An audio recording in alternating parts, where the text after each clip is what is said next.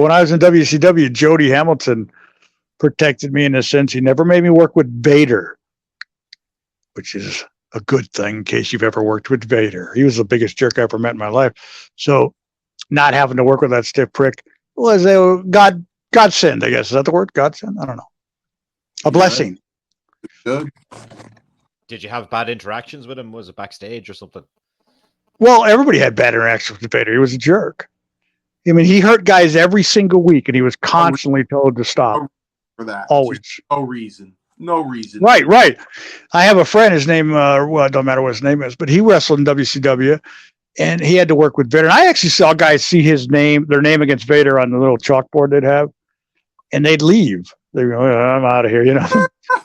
And but this guy wrestled Vader, and this is a guy who traveled with me, because what I did when in WCW, I was one of the guys that rented the vans or the cars and would bring true story. Vader, I'm out of here. You may be my father, but I'm not staying. I can see myself, Chief makes out the board, and I see so-and-so female seeing it, and I go, yeah, fuck this. I don't even take my boots off. I just grab my shit, my car keys, and I leave. Yeah. But he would hurt guys. I mean, he broke that guy's back. Joe Thurman, remember that? And I was there that night. I was the next match out, and I was wrestling Z-Man. Thank God, because Z-Man was like easy as could be. And Vader comes back after breaking the guy's back, and he sits down on the floor, and he's sitting there and he's crying. And I'm just sitting there thinking, is this fat piece of crap crying because he actually hurt a guy, or is he crying because he finally lost his job? Because they kept telling him to stop hurting people, and he wouldn't listen. And is that why he got his eye poked out? Probably one of the reasons. Or wait, I wish to God I was there the night Paul Orndorff beat up Vader. That would have been like, oh, this is fun. That was my guy there, Orndorff. Boy, I loved him. Yeah, he was a great guy. He gave me a pile driver on the street floor match. Didn't feel a thing, right? No. That's the way it should be. No. But the people believed it. There's the secret. Yeah, they did. When that stretcher came out, boy, they believed it. Yeah. That's the way it should be. Go by, he big smile on his face and his arms out. Thank you, baby. Thank you, baby. Thank you, baby. It's the best. It's the way it should be. So yeah, there's no reason why to hurt guys. There's no reason for that at all. Especially because you're giving the guy your body, you're trusting him, and he's trusting you as well. And it literally is a dance. And there's no purpose if you want to hurt guys, get in a different business, because that's not what wrestling is. You know, Maurice, there was a saying in the dressing room, you know, if you worked with a guy who was really good to work with, you had a great match, and he happened to look at you and go, how was it? You say, I had the night off. Yep, you know? Yep. The saying, had the night off. Yep. You know. So that's sad to hear. About Vader? If I went out there with him, I would have pitched the bitch. I would have pitched the bitch to freaking the Strongbow. Strongbow would have fucking reamed his ass.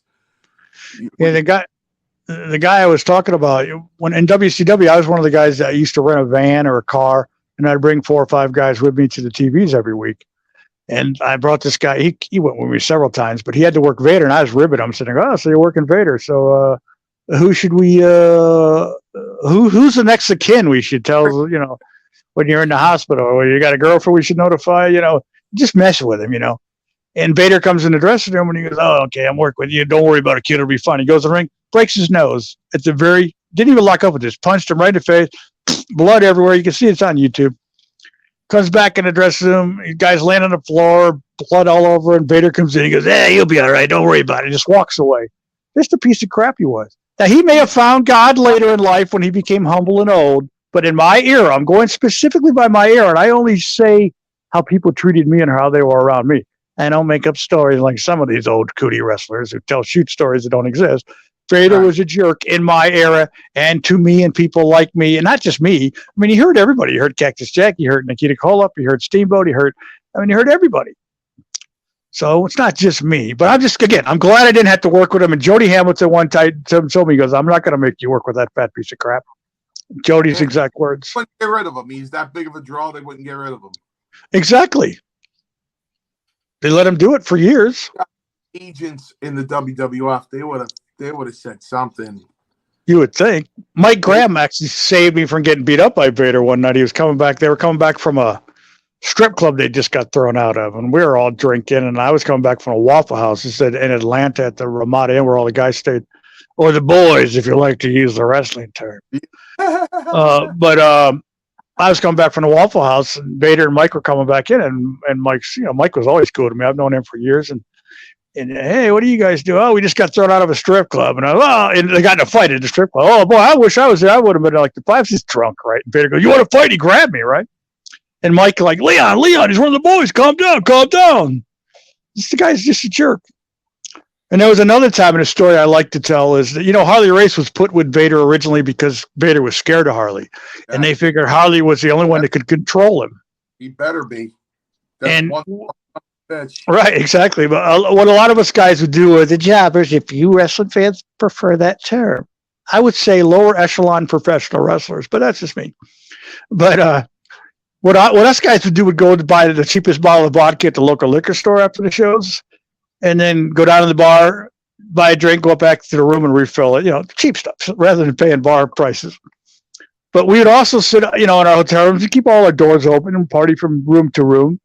We had our bottle of vodka sitting in our room one night, and Vader comes walking in. He goes, I'll show you losers how to drink vodka.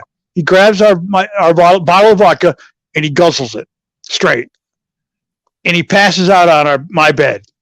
And this big fat piece of crap is just laying there. I call Harley. It's like 2 a.m. Harley, I really hate to bother you, but Vader's drunk and he's passed out in my bed. He goes, that son of a bitch. I'll be right there. Harley comes in. He starts slapping Vader around.